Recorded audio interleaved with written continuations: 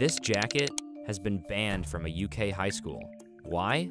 An effort to poverty-proof the school environment, shielding low-income students from feeling bad about not having a pricey coat. Canada Goose jackets cost anywhere from $500 to $1,500, and they're not just popular in English high schools, they're everywhere. How did these coats get so popular, and why are they so expensive?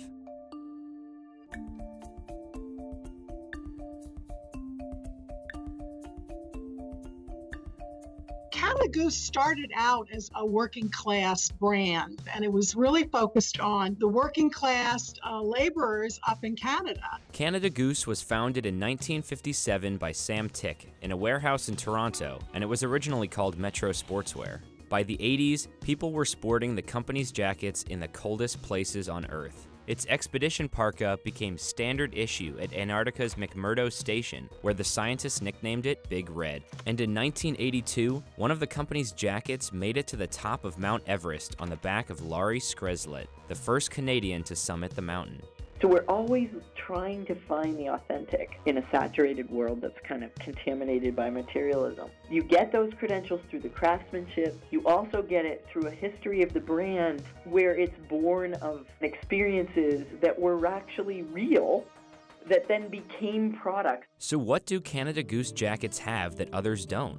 The company uses high-quality Canadian Hutterite down, recognized as one of the highest quality in the world. The company claims its animal fur trim disrupts airflow and protects exposed skin against frostbite. In fact, Canada Goose says its jackets can withstand temperatures as low as -30 degrees Celsius. And that sort of quality doesn't come cheap. Western coyote fur, similar to what Canada Goose uses, is estimated to cost $104. People need that kind of performance, that kind of functional quality in their day-to-day lives. And it's unusual to see such a brand transform into a luxury brand, but Canada Goose has been very successful at making that transition. By the turn of the millennia, the company got a new CEO who would revolutionize the name Canada Goose into the luxury brand we know today. In 2001, Sam Tick's grandson Danny Rees was named as the company's president and CEO. He started expanding the brand in Stockholm.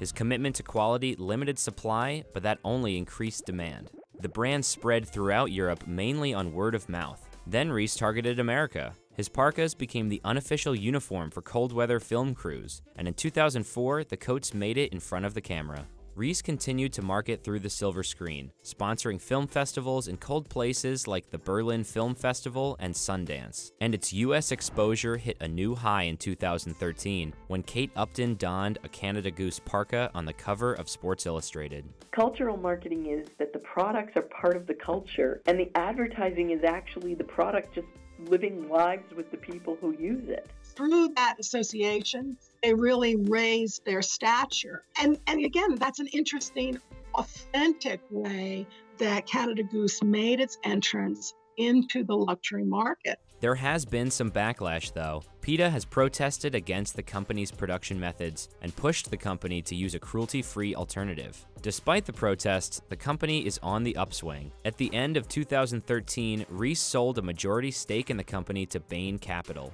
which allowed the company to expand manufacturing in Toronto and Winnipeg and eventually open a store in New York City. Its expansion continued for 4 years, and in 2017, the company went public. On its first day of trading, the company's stock jumped 25%, and it's continued to rise through most of 2018. The company's revenue has increased from 291 million Canadian dollars in 2015 to 591 million Canadian dollars in 2018, a 77% increase. The world seems to have shifted from materialistic displays of wealth and status to more experiential displays. New luxury is really aligned with the new consumers, which I call Henrys, the high earners not rich yet. New luxury appeals to them. I mean, it's substance, over style, democratic luxury, rather than elitist luxury reserved just for the wealthy. Canada Goose has found a niche between accessible outerwear like Patagonia and exclusive outerwear like Montclair and Prada. In 2018, the company accounted for 6% of the $11 billion premium outerwear market. Traditional luxury, which is very much hinged on exclusivity and elitism, just reserved for the wealthy, is being disrupted by new luxury ideals that young consumers are bringing into the marketplace.